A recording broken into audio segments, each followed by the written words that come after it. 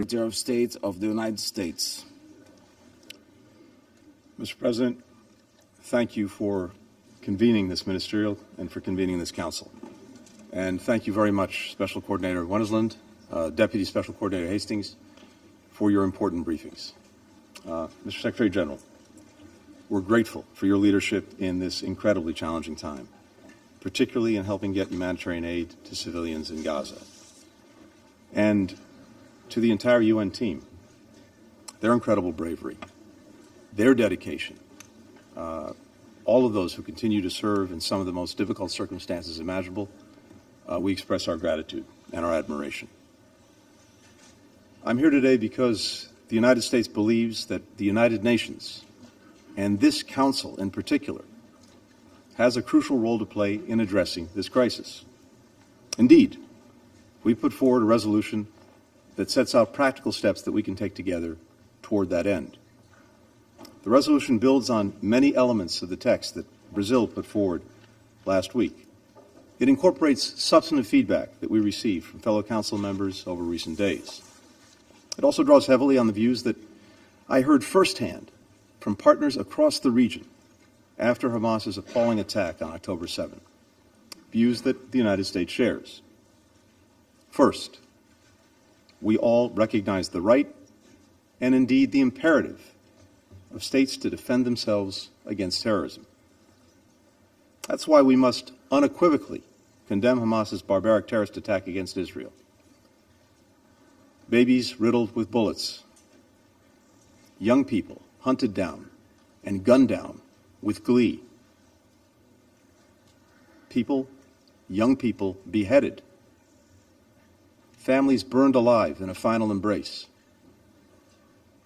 parents executed in front of their children, children executed in front of their parents, and so many taken hostage in Gaza. We have to ask, indeed it must be asked, where is the outrage? Where is the revulsion? Where is the rejection?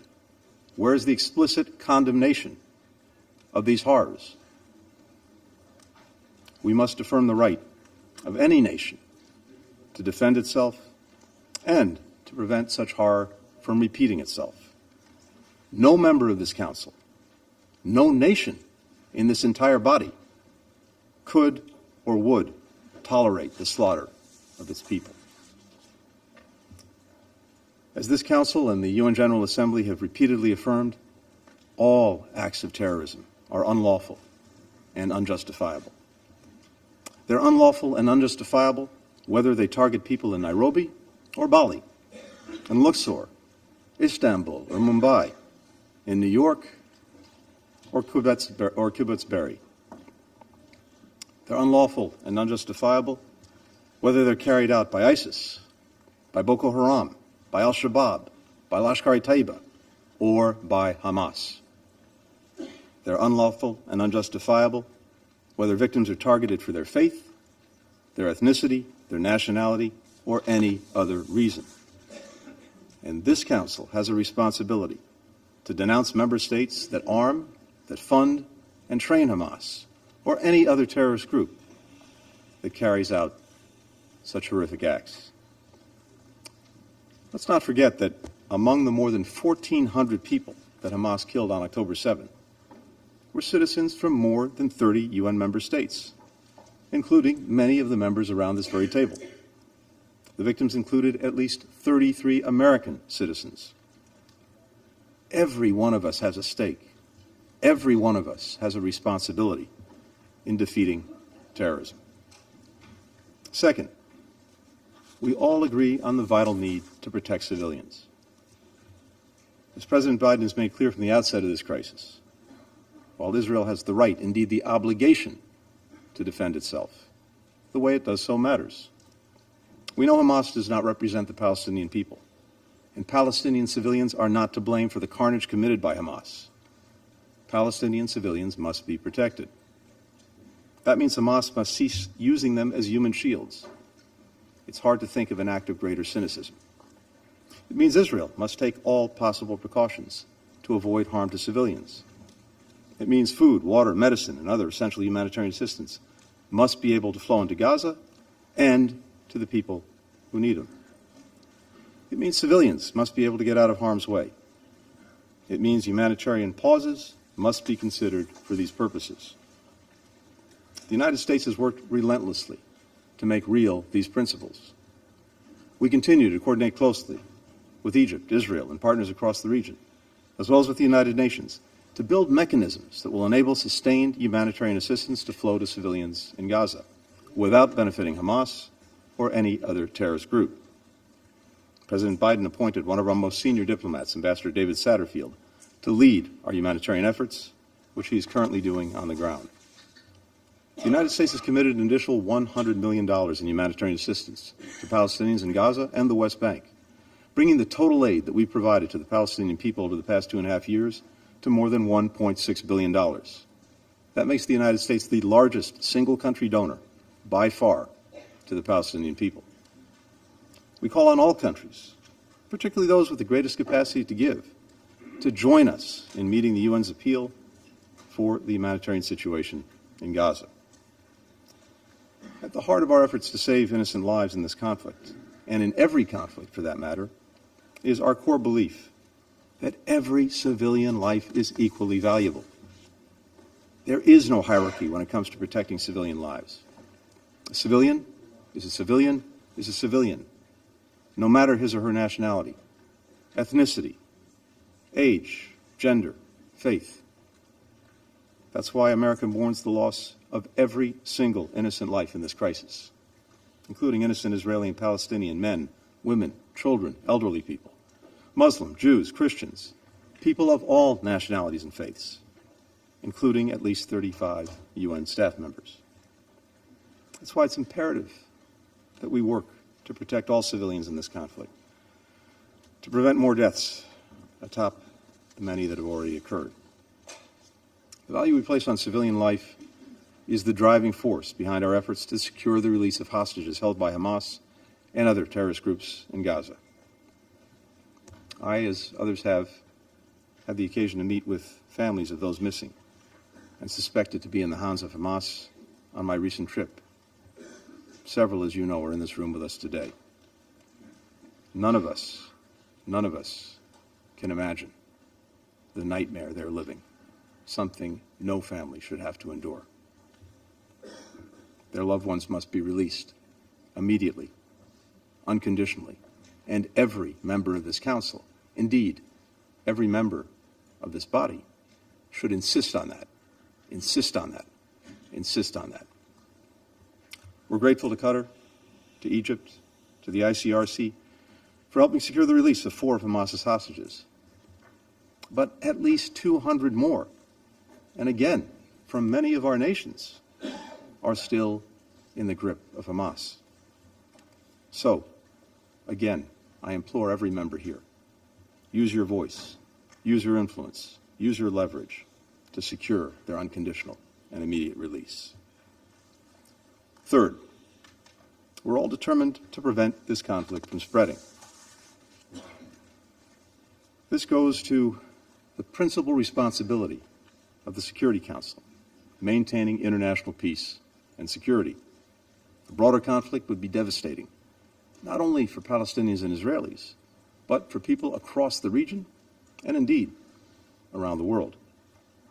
To that end, we call on all member states to send a firm, united message to any state or non-state actor that is considering opening another front in this conflict against Israel, or who may target Israel's partners, including the United States. Don't throw fuel on the fire. Members of this council, and permanent members in particular, have a special responsibility to prevent this conflict from spreading.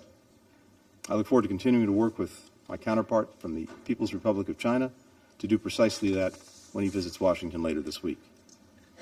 Now, it is no secret to anyone in this room or on this council that for years, Iran has supported Hamas, Hezbollah, the Houthis, and other groups that continue to carry out attacks on Israel. Iranian leaders have routinely threatened to wipe Israel off the map. In recent weeks, Iran's proxies have repeatedly attacked U.S. personnel in Iraq and Syria, whose mission is to prevent ISIS from renewing its rampage. So, let me say this before this Council, and let me say what we've consistently said to Iranian officials through other channels. The United States does not seek conflict with Iran. We do not want this war to widen. But if Iran or its proxies attack U.S. personnel anywhere, make no mistake, we will defend our people, we will defend our security swiftly and decisively. To all the members of this Council, if you, like the United States, want to prevent this conflict from spreading, tell Iran, tell its proxies, in public, in private, through every means, do not open another front against Israel in this conflict. Do not attack Israel's partners. And we urge members to go a step further. Make clear that if Iran or its proxies widen this conflict and put more civilians at risk, you will hold them accountable.